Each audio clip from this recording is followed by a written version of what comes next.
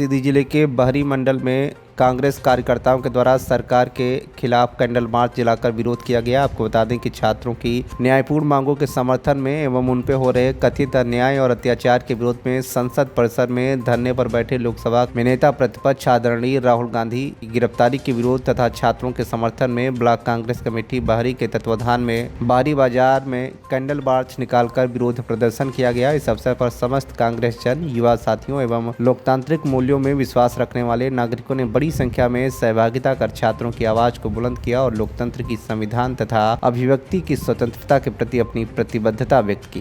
एक paper leak हुआ है।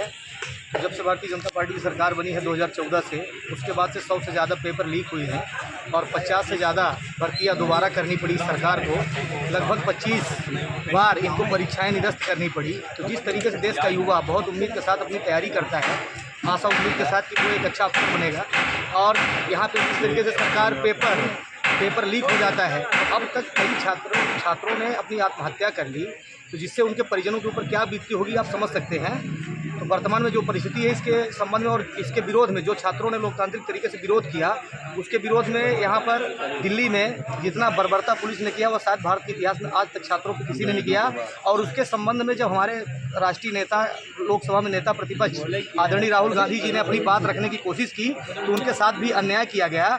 तो यहाँ जो निर्देश था कांग्रेस पार्टी का कि अभी हम लोग सांकेतिक तरीके से अपना कैंडल मार्च से हम लोग छात्रों के समर्थन में अपना समर्थन यहाँ पे दिखाए हैं, और आवश्यकता पड़ने पर आगे इस आंदोलन को और उग्र करेंगे और छात्रों के समर्थन में कांग्रेस निरंतर आवाज बुलंद करती है। क्या लगता है कांग्रेस का संघर्ष रंग लाएगा और धर्मेंद्र प्रधान इस्तीफा देंगे या फिर ऐसे ही? बिल्कुल, देखिए, एक लोकतांत्रिक तरीके में नैतिकता बहुत बड़ी चीज़ होती है। पहले भी देश में सरकारें थी, पहले भी ऐसी घटनाएं होती रही हैं। कोई भी घटना होती है उसकी जिम्मेदारी तय होती है, जवाबदेही तय होती है। उस विभाग के जो संबंधित विभाग के मिनिस्टर होते हैं वो नैतिकता के आधार पर इस्तीफा दे देते हैं। अगर इतना बड़ा पेपर लीक हुआ है, पूरे देश के छात्र आंदोलन कर रहे हैं, तो अब तक नरेंद्र मोदी को अपने संबंधित मंत्री से इस्तीफा ले लेना चाहिए।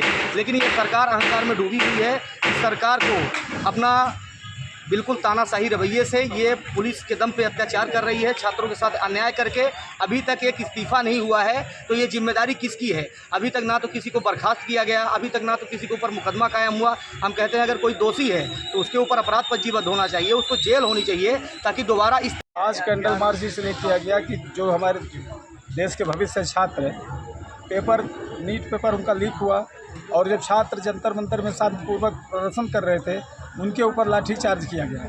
और इतना ही नहीं, उसमें एक लड़की, आप लोग भी मीडिया वाले हैं, देखे होंगे, एक लड़की मर गई। किसी भी घर की लड़की थी, उनका क्या सपना था कि हमारी लड़की पढ़ेगी लिखेगी, IAS होगी, IPS होगी, उसकी मृत्यु हो गई। यह सरकार इतना बड़ा बर्बरता पूर्वक अत्याचार कर रही थी। कोई भी भारतीय जनता पार्टी का मंत्री नेता जब नज़दीक नहीं गया, तो हमारे कांग्रेस पार्टी के नेता प्रतिपक्ष है आदरणीय श्री राहुल गांधी जी उन बच्चों के बीच में गए, धरने में उनके साथ बैठ गए। लेकिन यहाँ की पुलिस और RSS के गुंडे, भाजपा सरकार के नुमाइंदे, ये सब बर्बरतापूर्वक उठा करके राहुल गांधी जी को जेल में डाल दिए। प्रियंका गांधी को भी घसीट के ले गए। इस तरह से अत्याचार ये छात्रों के साथ किए, जिसके विरोध में हम लोग सांकेतिक के कैंडल मार्च करके सरकार को इस बात का संदेश दे रहे हैं कि अगर सरकार अपने में सुधार नहीं करते, पूरा राष्ट्र, क्या लगता है पूरे देश में आंदोलन होगा? पूरे देश में कांग्रेस पार्टी कैंडल मार्च, धरना प्रदर्शन हो रहा है, लाठीचार्ज भी सरकार के द्वारा किया जा रहा है।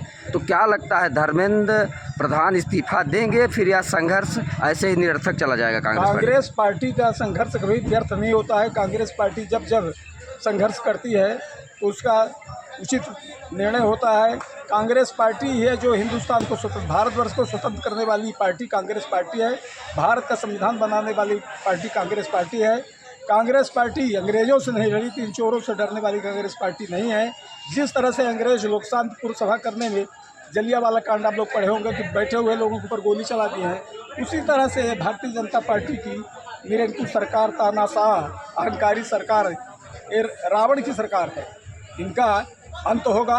अंत तो रावण का हो गया, ये कहाँ रहते हैं, इनका अंत हो जाएगा। क्या लगता है अगले चुनाव में कांग्रेस बाजी मारेगी या फिर भाजपा की सरकार जाएगी? कांग्रेस सरकार बनेगी, तय है। जनता का रुझान आ रहा है। पूरे देश के युवा पूरे देश के नागरिक, पूरे देश के गरीब, पूरे देश के मजदूर, पूरे देश के व्यापारी सब कांग्रेस के साथ है। इस सरकार के शोषण से, दमनकारी नीति से पूरा देश हाहाकार मच गया है पूरे देश में। कोई अपनी रोजी रोटी, अपनी कमाई। सीधी से संतोष पाठक की रिपोर्ट, TV1 इंडिया न्यूज।